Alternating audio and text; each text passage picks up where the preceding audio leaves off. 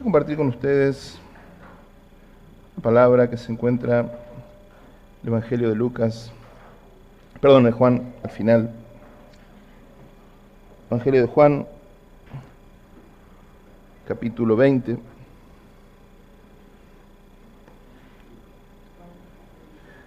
El primer día de la semana, María Magdalena fue de mañana, siendo aún oscuro, al sepulcro, y vio quitada la piedra del sepulcro. Entonces corrió y fue a Simón Pedro y al otro discípulo, aquel a quien Jesús amaba, y les dijo: se han llevado del sepulcro al Señor, y no sabemos dónde le han puesto. Y salieron Pedro y el otro discípulo y fueron al sepulcro. Corrían los dos juntos, pero el otro discípulo corrió más aprisa que Pedro y llegó primero al sepulcro. Y bajándose a mirar, vio los lienzos puestos allí, pero no entró. Luego llegó Simón Pedro tras él y entró en el sepulcro, y vio los lienzos puestos allí, y el sudario que había estado sobre la cabeza de Jesús, no puesto con los lienzos, sino enrollado en un lugar aparte. Entonces entró también el otro discípulo, que había venido primero al sepulcro, y vio y creyó, porque aún no habían entendido la Escritura, que era necesario que Él resucitase de los muertos. Y volvieron los discípulos a los suyos. Pero María estaba fuera llorando junto al sepulcro, y mientras lloraba, se inclinó para mirar dentro del sepulcro. Y vio a dos ángeles con vestiduras blancas, que estaban sentados el uno a la cabecera y el otro a los pies, donde el cuerpo de Jesús había sido puesto. Y dijeron: mujer, ¿por qué lloras? Les dijo: porque se han llevado a mi Señor y no sé dónde le han puesto. Cuando había dicho esto, se volvió y vio a Jesús que estaba allí, mas no sabía que era Jesús. Jesús le dijo: mujer, ¿por qué lloras? ¿A quién buscas? Ella pensaba que era el hortelano. Le dijo: Señor, si tú lo has llevado, dime dónde lo has puesto, y yo lo llevaré. Jesús le dijo: María. Volviéndose ella le dijo: Raboni, que quiere decir maestro. Jesús le dijo: no me toques, porque aún no he subido a mi Padre, mas ve a mis hermanos y diles: subo a mi Padre y a vuestro Padre, a mi Dios y a vuestro Dios. Fue entonces María Magdalena para dar a los discípulos las nuevas de que había visto al Señor y que Él le había dicho estas cosas. Cuando llegó la noche de aquel mismo día, el primero de la semana, estando las puertas cerradas en el lugar donde los discípulos estaban reunidos por miedo a los judíos, vino Jesús y puesto en medio les dijo: paz a vosotros. Amén.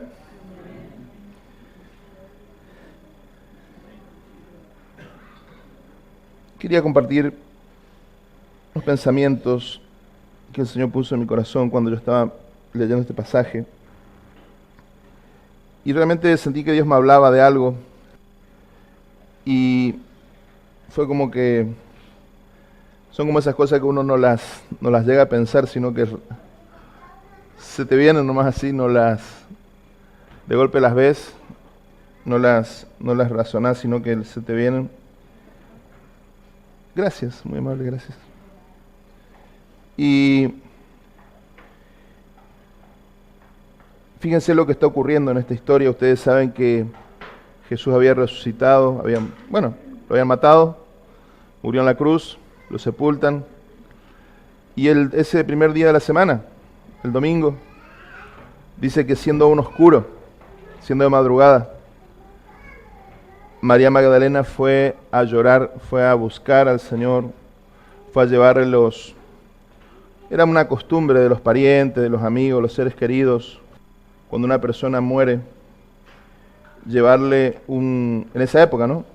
Llevarle unas especies aromáticas, perfumes, porque el cuerpo se empezaba a descomponer después del tercer día, entonces era como una atención a ese ser querido, para que ese cuerpo que estaba descomponiendo no tenga ese olor tan tan nauseabundo, entonces le llevaban unos ungüentos, unos perfumes para ungir el cuerpo.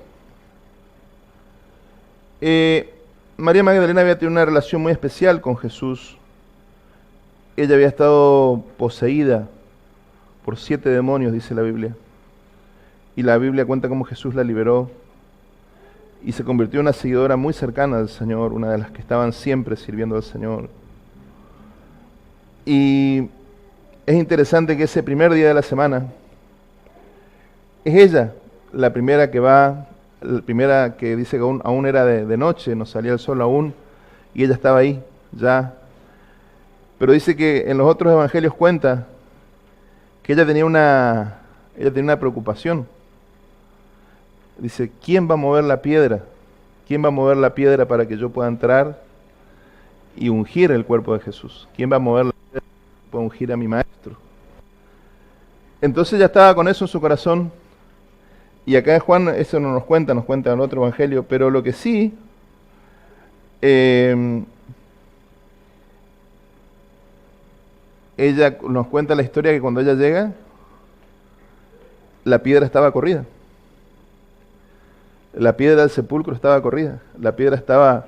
Yo no sé si ustedes alguna vez vieron un sepulcro hebreo. Creo que ahí está en la foto, ¿no?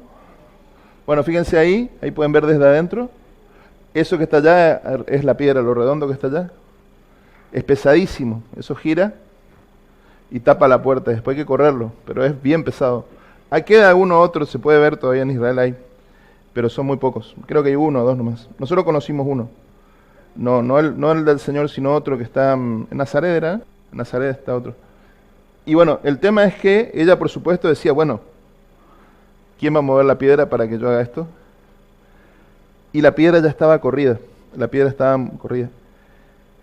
Y uno automáticamente dice, bueno, Jesús corrió la piedra, Jesús resucitó. Eso es lo que uno piensa naturalmente. Pero si uno sigue leyendo el Evangelio, uno se da cuenta que no es tan así. ¿Por qué? Porque versículos después, ahí cuando leía al final, yo les mostraba al final, dice, cuando llegó la noche de aquel mismo día, el versículo 19, el primero, dice, estando las puertas cerradas en el lugar donde los discípulos estaban reunidos por miedo de los judíos, vino Jesús y puesto en medio dijo, paz a vosotros. Shalom Aleichem. Shalom Aleichem. ¿Pero qué dice? Que estaban todos encerrados. Y Jesús se puso en medio.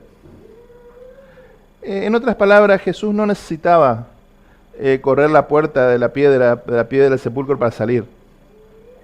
Él no necesitaba, con el cuerpo glorificado que él ya no tenía ese límite. Él no necesitaba que saquen la piedra. Él dejó la puerta abierta por otra cosa. Él dejó la piedra corrida, no por él, sino porque él estaba esperando que los discípulos vengan. Él evidentemente estaba esperando a que ellos vengan a ver algo. ¿Me está entendiendo usted? Entonces, vemos que acá ocurre algo interesante, porque ellos empiezan a... María Magdalena, lo primero que hace al ver la piedra, dice, bueno, se llevaron al Señor, se llevaron el cuerpo del Señor, voy a avisar a los muchachos, y va a buscar a los discípulos. Y nos cuenta la historia de Pedro y de Juan, el discípulo amado, al que Jesús amaba, el más joven. Ustedes saben que Juan era el evangelista, el que está escribiendo estos relatos, por eso él no pone su nombre, porque está hablando de él mismo. Es como una forma de modestia, no ponerse él mismo, él está escribiendo la historia. El discípulo al que el Señor amaba. Este hombre era mucho más joven que el resto. Juan era mucho más joven que el resto de los discípulos, bastante más joven. Y también tal vez uno de las familias más distinguidas, tal vez el único chico que tenía una familia más adinerada, digamos, a diferencia de los otros que eran trabajadores comunes.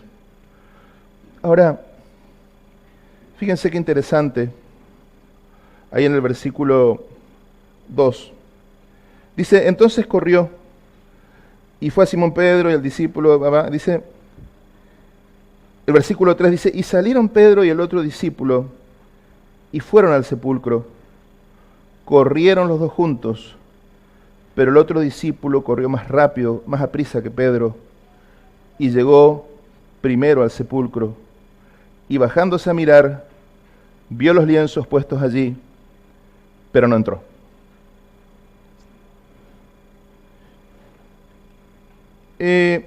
Yo quería hablar de 3 formas o 3 niveles de relación con el Señor. Este que estoy mencionando es el primer nivel. Es el de la forma de conectarse de alguien joven, ya sea joven físicamente, biológicamente o espiritualmente. La Biblia nos cuenta que este joven, este hombre que era más joven que Pedro, llegó antes a la tumba.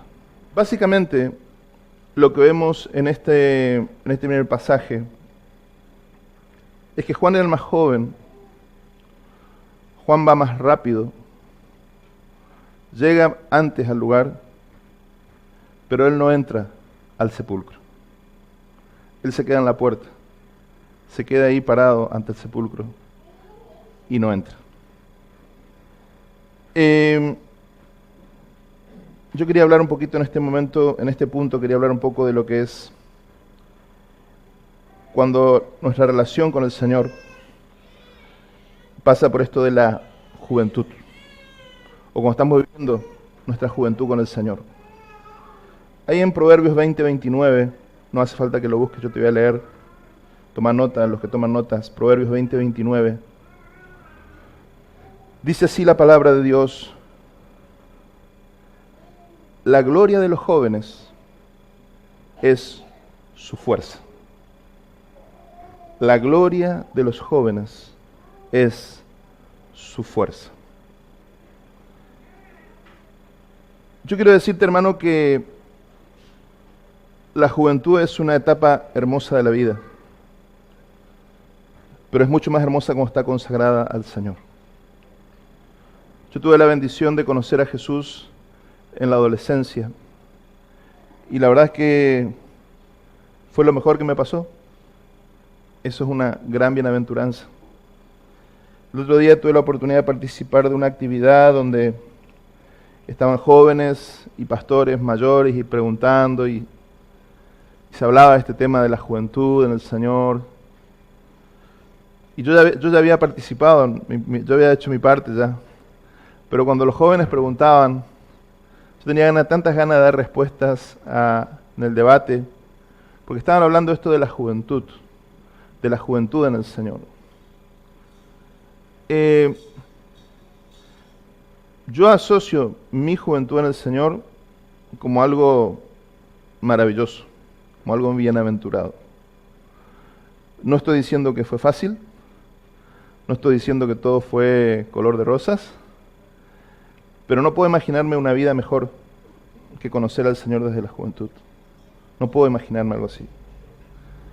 Porque realmente el Señor cambió toda mi vida, y a través mío cambió la vida de mi familia. Esa es la verdad. La Biblia dice: bienaventurado, o qué bueno le es al hombre llevar el yugo desde la juventud. Y es verdad. Eso es una gran verdad. Yo asocio la juventud con la primavera de la vida. ¿Sí? Es como que si las estaciones representaran una época de la vida, para mí la juventud es la primavera. Vos sabés que en el pueblo hebreo, en el hemisferio norte, uno de los meses de la primavera, cuando se celebra la Pascua, se llama Nisán, el mes de Nisán. Y quiere decir pimpollo. ¿Viste alguna un pimpollo cuando se está abriendo? ¿Viste alguna vez cuando el pimpollo se empieza a abrir, que empieza la primavera? Así es la juventud.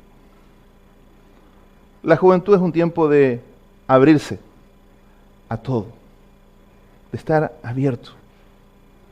La juventud es la etapa de la experimentación, de querer descubrir, de tener la mente abierta.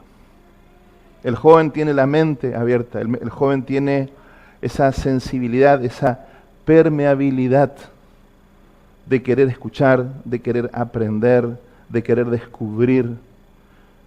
El joven cree que va a devorarse el mundo. El verdaderamente joven, ¿no? El que es joven en su espíritu. Hay veces que un joven no es así porque ha pasado cosas, sufrido.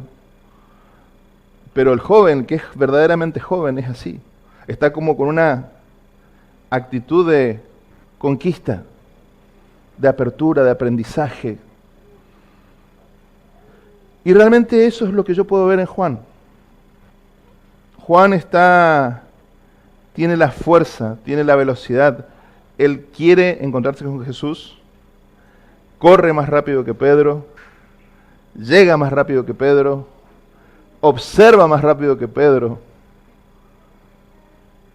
pero no se mete en el sepulcro, queda en la puerta.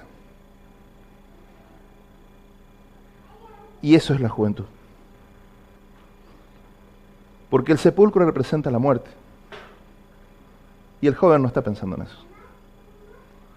El joven no está pensando en la muerte, el joven está pensando en la vida. Todo es vida para él. Ahora vemos que cuando llega Pedro, más cansado, seguramente ya agitado, después del esfuerzo, él llega después. Pero dice que él, ¿qué hace? Se manda. Dice, y luego, el versículo 6 dice, y luego llegó Simón Pedro tras él y entró en el sepulcro y vio los lienzos puestos allí y el sudario que había estado sobre la cabeza de Jesús, no puesto con los lienzos, sino enrollado en un lugar aparte. Pedro representa un nivel de relación con el Señor un poco más madura. Ya no tiene la fuerza de la juventud. Ya no tiene la mente tan abierta de la juventud. Porque ya le pasaron cosas. Él ya sabe que no todo es tan como él cree. Él se dio cuenta que ni Jesús era como él pensaba. Pero lo peor es que se dio cuenta que ni él era como él pensaba. Acuérdense que Pedro venía de negar al Señor. Todavía no se había reencontrado con el Señor. Entonces Pedro entra al sepulcro porque Pedro ya no le tiene tanto miedo a la muerte. Porque después de algunos años de caminar con Jesús, uno ya tuvo que morir varias veces. Y si uno no muere varias veces, uno se queda en el camino. Y esa es la verdad. El sepulcro representa eso, la muerte. Y Jesús dijo, aquel que no toma su cruz y no viene en pos de mí, no puede ser mi discípulo. Tomar la cruz era caminar hacia la muerte. Y una fe un poco más madura es una fe que ya no va tan rápido, es una fe que ya se toma su tiempo, es una fe que no sale a correr sino que va a otro ritmo. Pero que ya sabe que la muerte es parte de la cosa y que sin la muerte no hay verdadera vida y no hay verdadera resurrección. Ahora hay algo interesante. Así como la fuerza o el secreto o lo lindo de los jóvenes está en la fortaleza, en la fuerza, en la velocidad, en los mayores la ventaja es el discernimiento. El poder discernir, el poder ver y poder ver más allá por la experiencia. Pedro entró, miró, no dijo nada, pero observó. ¿Y qué observó? Dice que estaban los lienzos de Jesús ahí y el sudario que había estado sobre la cabeza de Jesús, no puesto con los lienzos, sino enrollado en un lugar aparte. Ustedes saben que en el tiempo del Señor, a los muertos Israel, los cubrían con una tela, los envolvían con vendas, le cubrían el cuerpo, le ponían un lienzo encima. Esto era la costumbre. ¿Ustedes se acuerdan cuando Jesús resucitó a Lázaro? Habrá sido como una momia, ¿sí? ¿Se acuerdan? Que Lázaro sale, ¿y qué le dice Jesús a los muchachos? Sáquenle las vendas, corten las vendas, porque Judas apenas habrá podido moverse todo. Perdón, Lázaro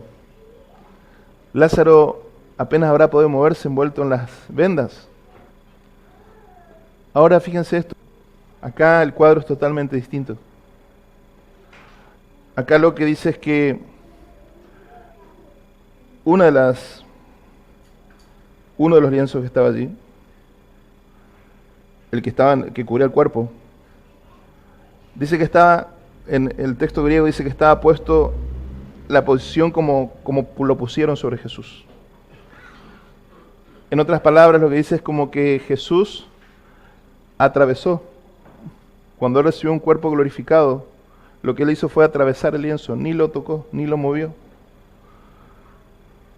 O sea, él atravesó la tela. Acuérdense cuando él se transfigura en el monte, él hace lo mismo. Su cuerpo glorificado atraviesa las telas, la ropa. Acá pasa lo mismo, acá ya el cuerpo glorificado de él atraviesa y la tela queda en el lugar y él pasa y queda todo puesto. Pero el sudario queda enrollado en un lugar. Y Pedro entiende. En la cultura, en la tradición judía, en ciertas celebraciones, en ciertos momentos, por ejemplo una cena de gala, cuando el hombre de la casa estaba comiendo, por ejemplo, tenía ciertas servilletas, ciertos trapos que le daban para limpiarse, repasadores, lo que usaríamos hoy. Los esclavos entendían, de acuerdo a lo que el dueño de casa hacía con las telas, entendían el mensaje que le estaba dando. Cuando el dueño de casa terminaba la comida, agarraba la tela y la tiraba así como, ya está, ya comí, ya fui. Pero si agarraba la tela y la envolvía y la dejaba bien puesta, quiere decir, no toquen nada, porque todavía no terminé. Y es muy posible que esto es lo que está ocurriendo. Jesús con eso le está dejando un mensaje a Pedro y le dice, tranquilo, no te preocupes, todavía estoy por acá, no terminé. Pedro tenía algo que resolver con Jesús. A Pedro no le bastaba que Jesús resucite. Pedro necesitaba tener un encuentro para restaurarse con Jesús. Y por eso él entra, él no dice nada. Pero él ve, él observa y entiende. Y dice que después de eso, ahí en el versículo 8,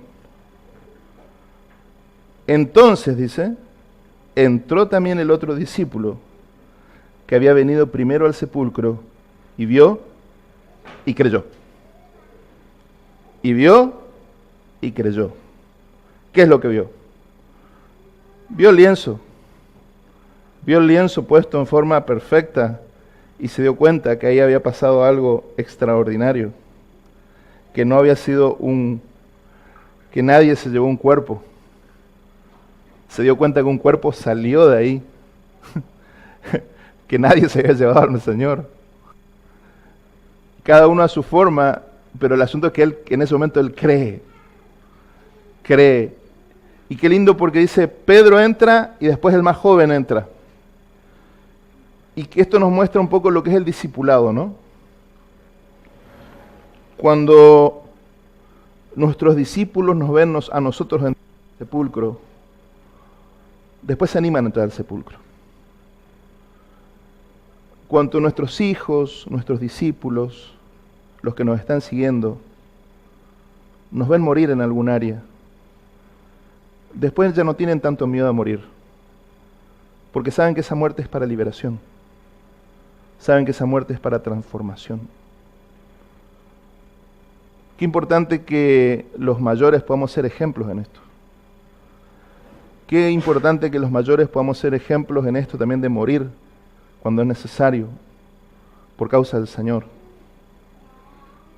El Señor nos pide muchas veces, bueno, acá tenés que morir a tu orgullo, a tu ego, a tus ideas, a tus razonamientos. Tenés que morir. Esta es una conversación que suelo tener en familia, a veces en la mesa, con los parientes. Juntamos la familia de mi esposa con la que yo estoy siempre, son muchísimos. Somos 17, 18, nos almorzamos los domingos juntos. Y una de las cosas que solemos conversar con las parejas es, tenés que elegir o tener razón o ser feliz. Hay que elegir en la vida, o tener razón o ser feliz. Vos podés tener razón siempre y quedarte solo. O podés morir a tener razón y ser feliz y hacer feliz a los otros. Pero hay que morir. Es muy difícil morir. Nadie quiere morir. Pero sin muerte no hay resurrección en Cristo. Entonces los jóvenes están esperando que nosotros les mostremos el camino para entrar al sepulcro. Y acá ocurrió esto. Después se animó y entró. Y dice que ahí volvieron al resto, a los muchachos, a contarle. Pero en el versículo 11 dice: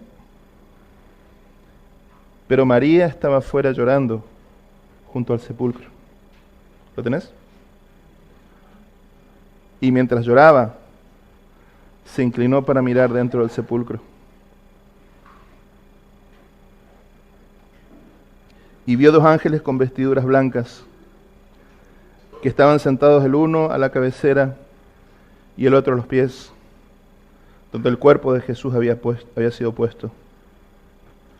Y le dijeron: mujer, ¿por qué llorás? Les dijo: porque se han llevado a mi Señor y no sé dónde le han puesto. Este para mí es el tercer nivel. Y para mí es el nivel más elevado, más profundo. El nivel que pasa más por el amor, por ese apasionamiento que tenía María Magdalena con el Señor. Las mujeres se conectan de otra forma con Dios, con la vida. Los hombres somos más racionales. Las mujeres son más apasionadas. Es por lo menos la impresión que yo tengo. Ella no hizo un análisis de situación. Ella no hizo un análisis de los lienzos, de los signos. Ella ni entró. Ella solamente estaba llorando por su Señor. Ella estaba llorando por su Señor. Ella no estaba buscando respuestas. Ella fue a buscar el cadáver de su maestro. Esa es la verdad. Ella fue a llevarle perfume al cadáver de su maestro. Ella no fue a buscar nada para ella, porque un muerto no tenía nada para ofrecerle. Ella fue solamente por amor a Jesús. Ella fue solamente porque amaba a Jesús. ¿Y qué podía esperar de un muerto? Nada. Y hasta este momento, ella está llorando, está dolorida, y dos ángeles que habrán estado ahí segundos antes, cuando estaban Pedro y Juan, pero que no se los veía, cuando ella está llorando, los ángeles se hacen visibles. Yo estoy seguro que esos ángeles estaban sentados ahí mirando toda la escena y mirando esto, decir, qué inteligentes son estos dos tipos, es como, qué bárbaro, qué tremendo, ¿no? Y dejaron que se vayan. Pero cuando ella está llorando, ellos se hacen ver. Y le dicen, mujer, ¿por qué lloras? Porque se han llevado a mi maestro. Cuando ella da esta respuesta, cuando ella dice, estoy llorando porque se llevaron el cuerpo de mi Señor, alguien más se acerca a la escena. Y nomás nos dice, en el versículo 14, perdón, el 13 dice, porque se han llevado a mi Señor y no sé dónde le han puesto. Yo quiero hacerte una pregunta esta mañana. ¿Vos sos una persona que has llorado delante del Señor? ¿Sos una persona que alguna vez derramaste tu corazón delante del Señor? Yo quiero decirte que eso es algo muy poderoso. Dice la Biblia que el corazón quebrantado del Señor nunca va a despreciarlo. Y yo siempre digo, bienaventurado aquel que puede convertir su aflicción en llanto, porque el llanto es algo que Dios nunca va a rechazar. El llanto del corazón quebrado. Ahora, la segunda pregunta que quiero hacerte es, ¿cuánto tiempo hace que no llorás por la presencia del Señor? Porque una cosa es llorar porque vos tenés un problema, una cosa es llorar porque te va mal, una cosa es llorar por tu economía, por tu familia, por tu salud, y otra cosa es llorar por la presencia del Señor. Porque extrañás la presencia del Señor, porque extrañás la conexión con el Señor. Cuando ella dice esto, versículo 14 dice, y cuando había dicho esto, se volvió y vio a Jesús que estaba allí, mas no sabía que era Jesús. Jesús le dijo, mujer, ¿por qué lloras? ¿A quién buscas? Ella, pensando que era el hortelano, le dijo, Señor, si tú lo has llevado, dime dónde lo has puesto y yo lo llevaré.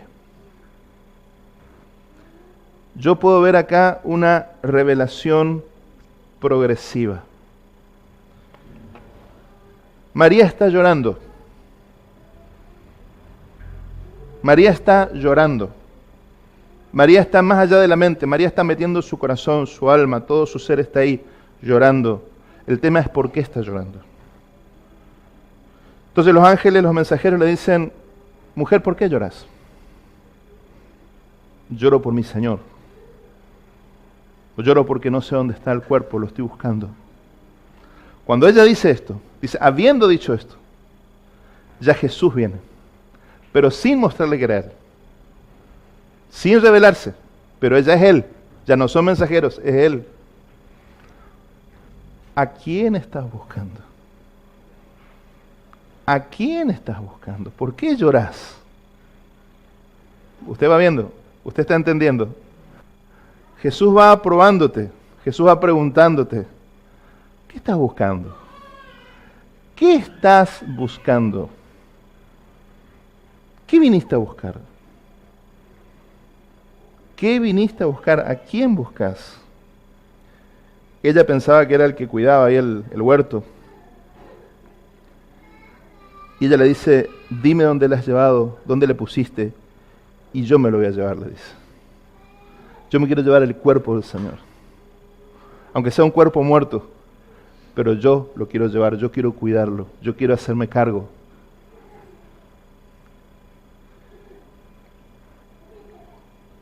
Jesús le dijo, Miriam, Miriam. Volviéndose ella le dijo, mi maestro. María, en hebreo es Miriam.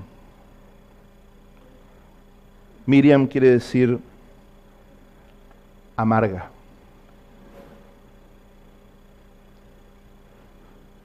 Esto refleja un poco cómo había sido la vida de esta mujer. Una vida de amargura, una vida de dolor. Acuérdense que Jesús la había liberado de posesión múltiple. Pero cuando Jesús la llama por su nombre, es que ella realmente lo reconoce. Y eso es lo que hablaba hoy la pastora al principio, cuando yo lo conectaba con eso, cuando ella decía, ¿cuántas veces el Señor está a nuestro lado? Pero nosotros no sabemos que es el Señor. Nosotros estamos llorando, estamos en una situación dolorosa, estamos afligidos, y es el Señor el que está con nosotros, pero nosotros no le reconocemos al Señor. Y recién le reconocemos cuando el Señor nos llama por nuestro nombre. Nosotros no le reconocemos al Señor porque el Señor tiene tantas formas, tantas manifestaciones. Es tan ilimitado en su forma de manifestarse a nosotros, siempre de diferentes maneras. Pero cuando te habla, cuando te llama por tu nombre, vos sabés que es el Señor. Porque solamente Él te llama de esa manera. Él tiene una forma de hablar con vos que nadie puede hacerlo. Él tiene una forma de hablar conmigo que nadie puede hacerlo. Cuando Él te habla, Él dice, mis ovejas conocen mi voz y me siguen. Cuando Jesús te llama, cuando Jesús te habla, vos podés reconocer esa voz.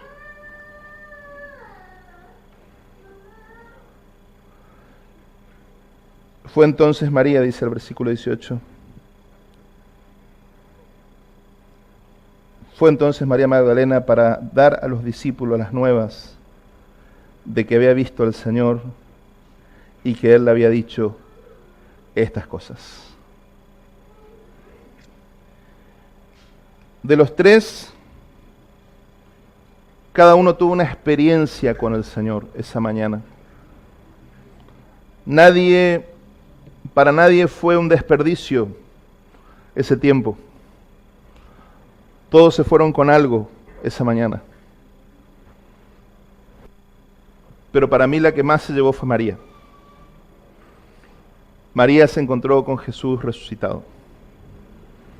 María tuvo el encuentro. María escuchó la voz.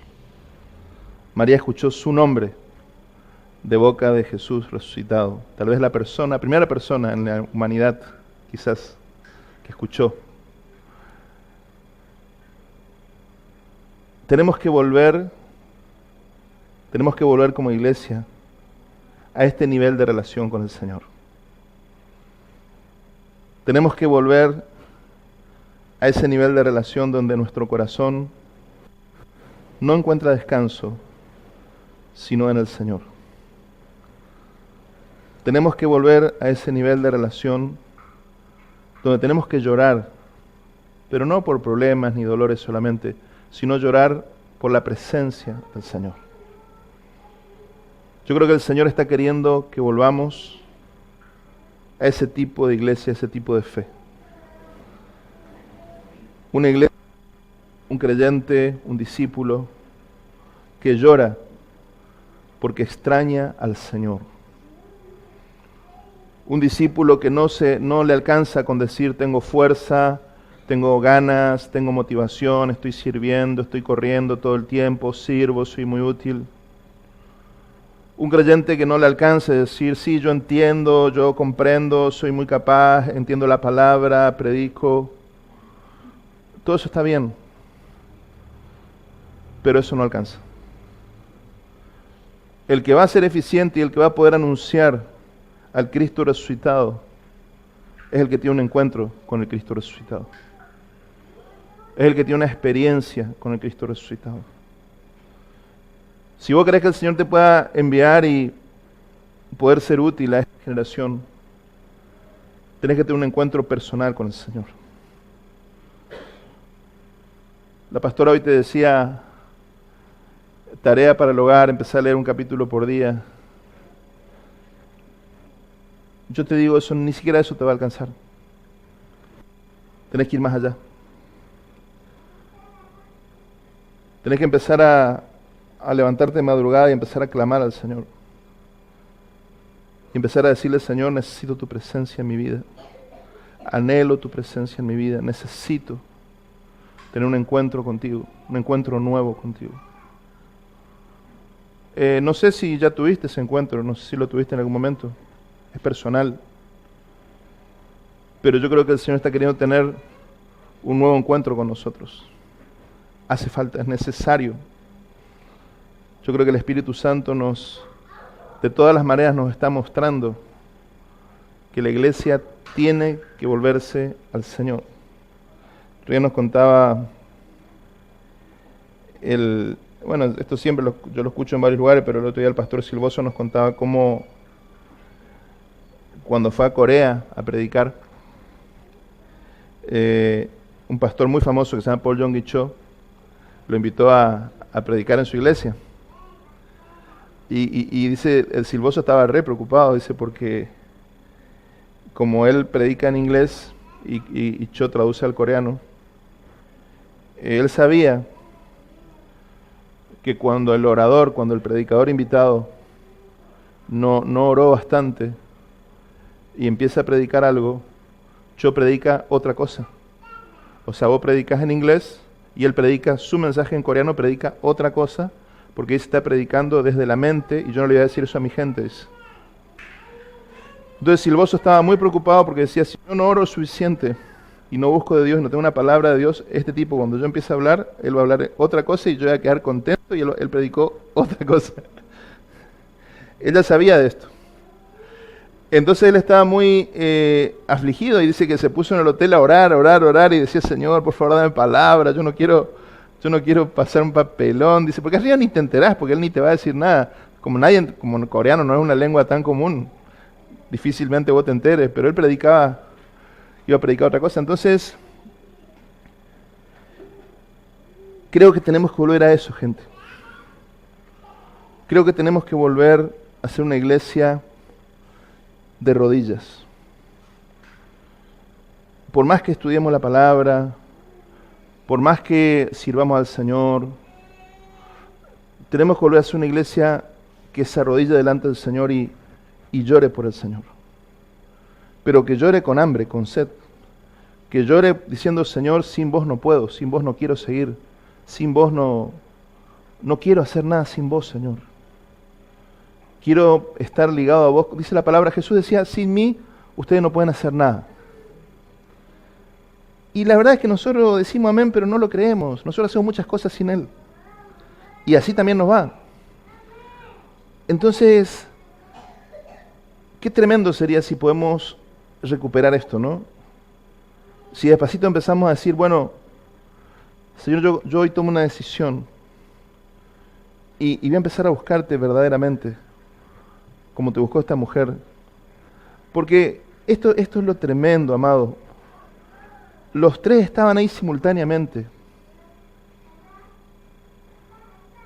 Pero algunos solamente creyeron, otros entendieron, pero solamente esta mujer tuvo un encuentro con Jesús. Yo no sé qué vos querés. Yo sí sé lo que yo quiero.